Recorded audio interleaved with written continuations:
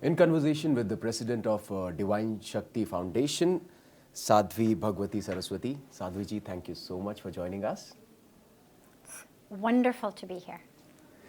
It's absolutely a pleasure to be in conversation with you. I would like to start with the question, spiritually, in what ways do the travelers benefit from, visiting India? Oh, they benefit in every spiritual way from benefiting India. This is actually what draws people to India. These days, as I was saying in the session, these days with artificial intelligence and virtual reality, you can basically see anything, experience anything from sitting in your own living room. You can taste any food, and really taste it, not even just virtually taste it. You can order in big cities of the world, have access to everything. But what actually draws people physically to pack up their things, spend money, buy a ticket, get on a plane, come over here, is a spiritual transformation, because that's not something that you can get through virtual reality. It's not something that artificial intelligence can give you. You have to experience it in the real reality. And so for that, people come. And they experience a spiritual transformation in so many ways.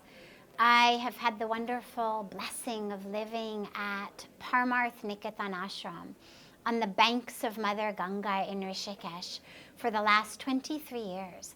And I've seen so many people from all over the world, from every walk of life, every race, every religion, come and have such a powerful transformation, whether it's just sitting on the banks of Ganga, whether it's performing our Ganga Aarti, whether it's in the satsang after the Aarti, whether it's just breathing the air that flows off the Himalayas, whatever it is, people are being touched and transformed.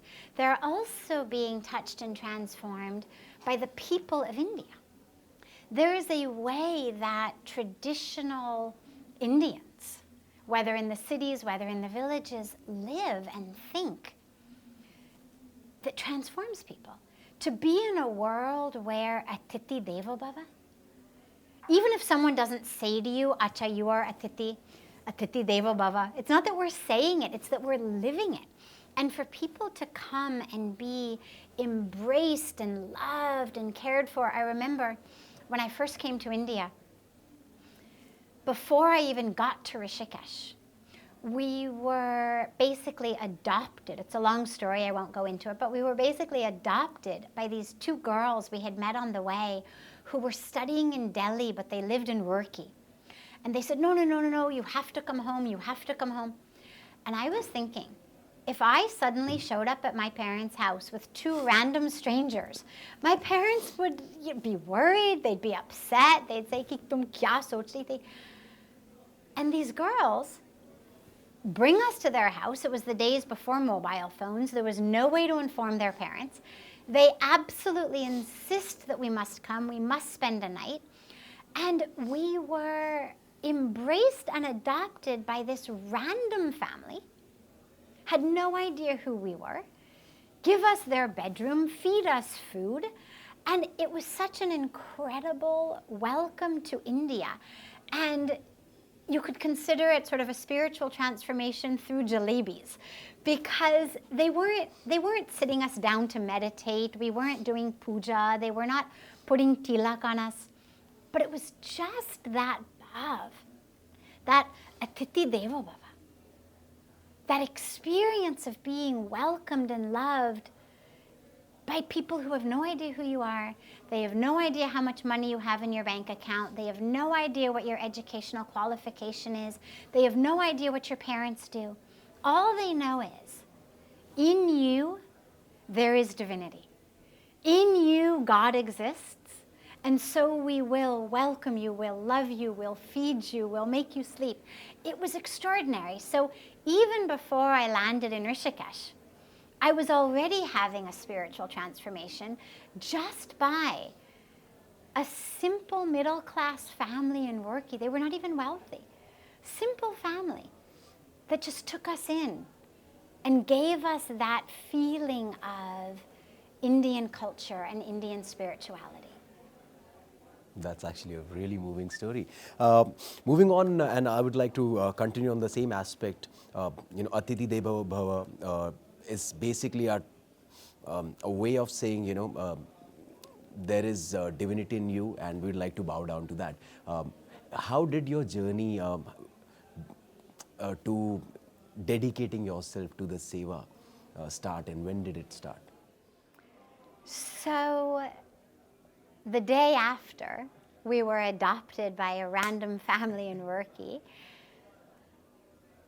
I arrived in Rishikesh, stood on the banks of Mother Ganga.